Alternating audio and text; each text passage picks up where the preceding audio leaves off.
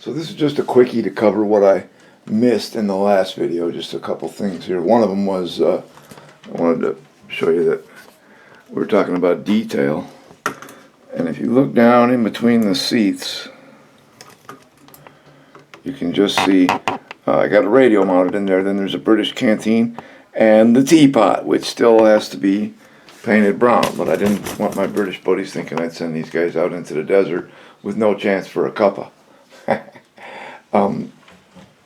Also on the Jeep, one thing that I really wanted to point out that I missed was this. We do have sound.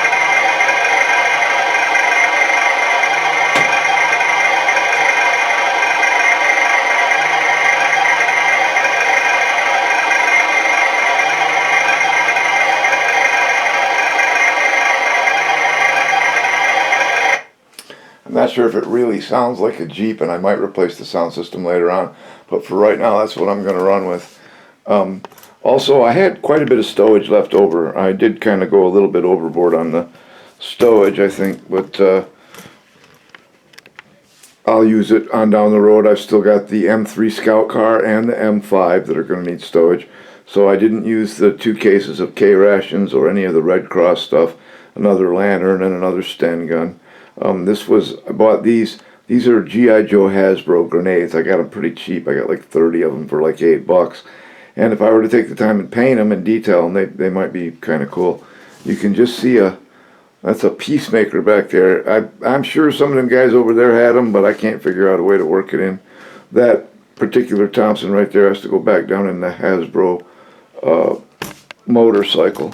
But I bought these ammo cans. They were advertised as 30 caliber ammo cans, and they do say Cal 30 M1 ammunition box on the side, but if you look at what Dragon puts out as a 30 caliber ammo box, it's got the same marking on the side, 30 cal M1 ammunition box, but you can see there's a considerable difference in size. The other ones are closer to a 50 cal case. So I'm not sure what I'll do with them. I bought them for the other Jeep because it's got a 30 cal, but I'm going to still try and find more of the smaller ones. And then I've still got a bunch of stuff I'll be able to use, like the packs. And for this job, I bought a couple of Stens and a couple of Webley revolvers. That's 2 more of the really expensive metal grenades.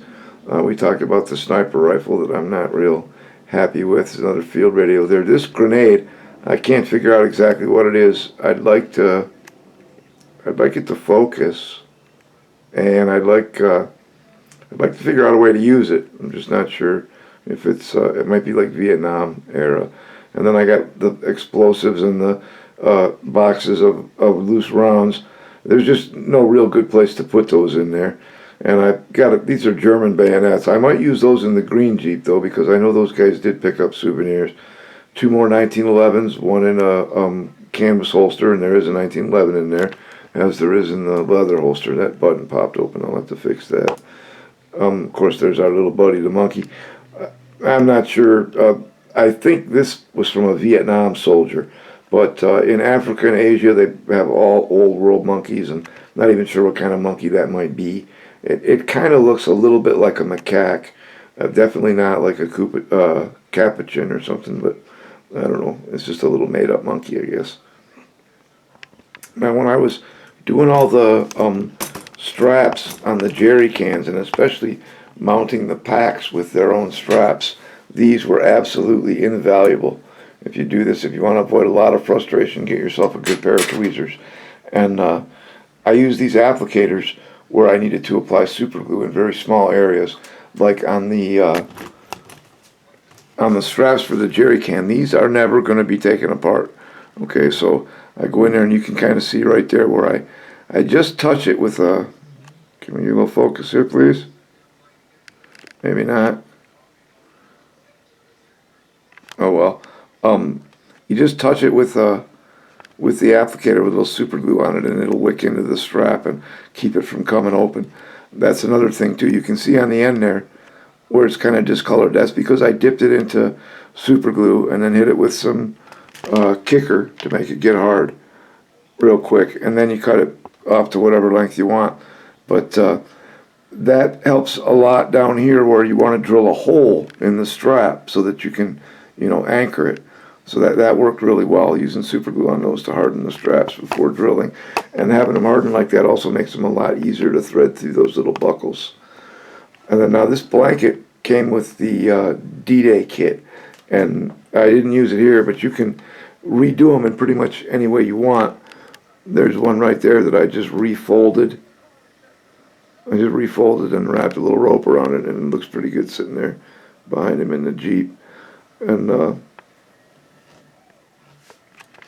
some more of the Siren ship model rope. I don't really like that mess kits. They look kind of toy-like, so I didn't use them. Now here's an interesting little piece right here. This is what I cut off the hub they had mounting the spare tire. It's the same as what's right here. And that's why I did all that work on the spare tire to make it work right. Also, the cat, he wasn't supposed to be part of this job at any time. Hello. He's just keeping me company.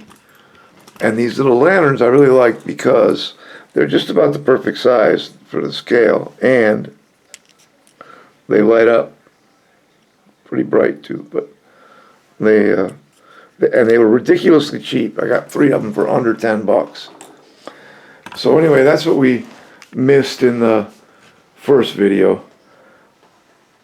Once I get it outside and get some footage of it in the sunshine, I'll be back to post that. Till then, we'll see you next time.